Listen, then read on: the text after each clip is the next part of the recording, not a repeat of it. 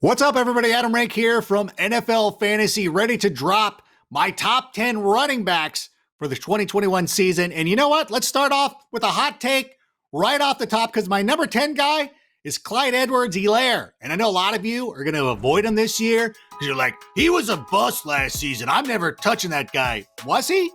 Was he? He averaged over 13 fantasy points per game in 2020. That was the RB20.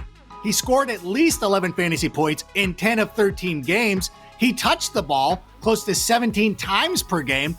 I'm sorry that you drafted him in the first round and he appeared to be a bust. He was actually a very good player. And if he could start converting some of those end zone opportunities, he is going to be a stud this year. So don't pass him up. At number 9, let's go with Nick Chubb. Now, last year was a little bit abbreviated. He got injured in week 4, but he returned in week 10. Was kind of a stud. He had 8 touchdowns over his final 8 games, and I understand he's sharing the workload with Kareem Hunt. That's fine, because this Browns offense loves to run the football. I think they have the best offensive line in football. Nick Chubb is severely underrated in fantasy. Make sure he is on your roster. At number 8, let's go with Ezekiel Elliott. You know what?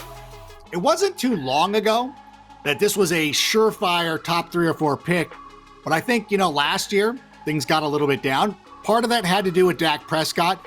Zeke was definitely better when Dak was on the field. But when you look at Mike McCarthy's history, he's never really been a friend to the fantasy running back. That has me a little bit hesitant about Ezekiel Elliott. And even, having him here at 8 seems a little generous. At number 7, I'm going to go with Austin Eckler. He missed 6 games last season, but when he was on the field, he averaged more than 16 fantasy points per game, which was the RB11. He actually averaged over 17 points per game when Justin Herbert took over as the starting quarterback.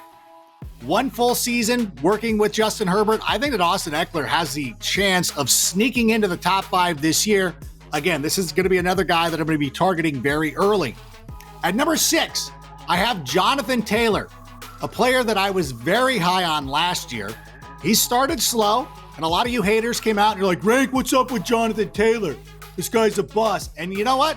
You guys disappeared by the end of the season because he had at least 19 fantasy points in each of his final 5 games of last year. He averaged 26.06 fantasy points between weeks 12 and 17, which made him the RB1. He had close to 100 scrimmage yards per game last year, which was 9th among running backs. You know what? I think I'm underselling him by having him at number 6.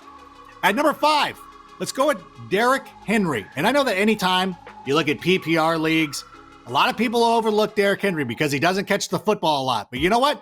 Who cares? Because he runs the ball all the time. He has a lock for over 300 touches. And I know we normally look at these running backs, we're like, wow, there's a lot of wear and tear on this guy. Well, honestly, he was underused the first couple of years of his career. And secondly, look at him. Look at the size of that human being. He's a monster, okay? He could carry the ball 400 times. He's this generation's Jim Brown. He's fine. Get him on. I don't care what I don't care if you're playing standard, half point PPR, point per first down. You're going to want to have Derrick Henry. You know what? I should probably have him higher. But at number 4, I have Alvin Kamara.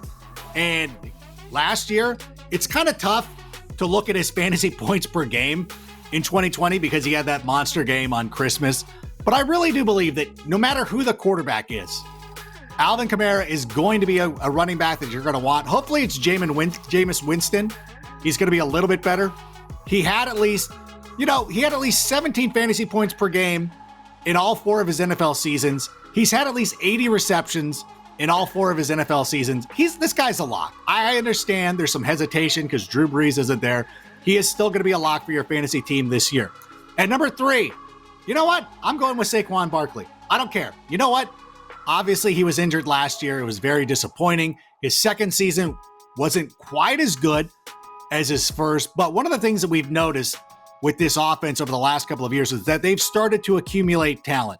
They went out there, they signed Kenny Golladay, they drafted Tony. Like they've got a lot of studs on this team now. They're still going to want to run the football. He's had at least 1,400 scrimmage yards in 2 of his 3 NFL seasons. He's been a top 10 fantasy running back when he's played a full season. I know last year was an abbreviation, but listen, he's back, he's healthy, he's ready to go. There's going to be a lot of people who are going to avoid them. Don't let that be you. At number 2, let's go with Dalvin Cook. Probably as talented as any running back in the league. He could have had 2,000 scrimmage yards last year, but of course he missed a couple of games. And that's the thing. I know that he wears down a little bit. He hasn't played the full season quite yet. And this is going to be a little bit different because this season, there's going to be 17 games, which means you're going to want to have Alexander Madison to also back him up a little bit. But Dalvin Cook has shown over his brief NFL career, he is sincerely one of the best running backs in the game. We saw some improvements to the Minnesota Vikings offensive line. I think he's a lock for that number 2 spot.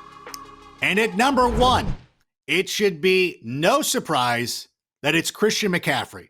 And I know a lot of you were burned last season. You drafted Christian McCaffrey with your first overall pick. You were stoked coming out of your draft. You're like, I got Christian McCaffrey. And then he played 3 games.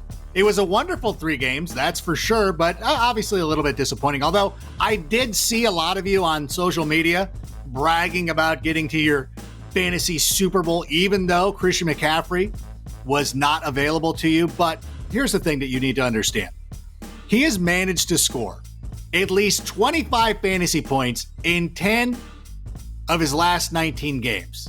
He is a lock each and every week to score at least 19 fantasy points. Like every time he is on the field, he is going to score 20 fantasy points for your team. There's only been a couple of occasions where he hasn't come through, and that's fine. That's every running back. But this is like having a quarterback on your roster each and every week. So whatever you do, don't overthink the 101. Don't get cute. Don't be like, oh, I might go with Jonathan Taylor. That's fine. I like Jonathan Taylor a lot. But listen, Christian McCaffrey is a stud. And now with Sam Darnold, I think they're going to run the ball even more. I love Joe Brady, the offensive coordinator down there in Carolina. This to me is the easiest. Don't overthink this. You get that first overall pick, you're taking Christian McCaffrey. Let's take a look at the board real quick. Can we pull the board up? There we go. A couple of guys who aren't here, or at least one guy who's not here. Aaron Jones. I just don't know what to make of the Green Bay situation, so I kind of left them off. But there's still another good guy. A.J. Dillon's a great, 0 RB guy. I'm still thinking that if you have a top 7 pick in your fantasy draft this season, you should be drafting a running back. Maybe 6. Austin Eckler, I don't know. I might go Kelsey over Austin Eckler. But if you have a top 6 pick, you have to draft one of these running backs. And you look at this list, these are guys that you can count on each and every week, and they should be good for you. Now, if you need more valuable information like this, please like and subscribe to our YouTube channel. YouTube.com/NFL fantasy. Oh my gosh. YouTube.com/NFL fantasy football. Can we make this more difficult? We want people to come to this page. Like, who's in charge of this? But in any event, I appreciate you coming in here, watching this entire video. Subscribe to this. Killer content like this is going to be dropped all the time. All the time. There's probably a video dropping right now that'll help you win your fantasy league. So make sure you have subscribed to this channel. Thank you so much. We'll see you soon.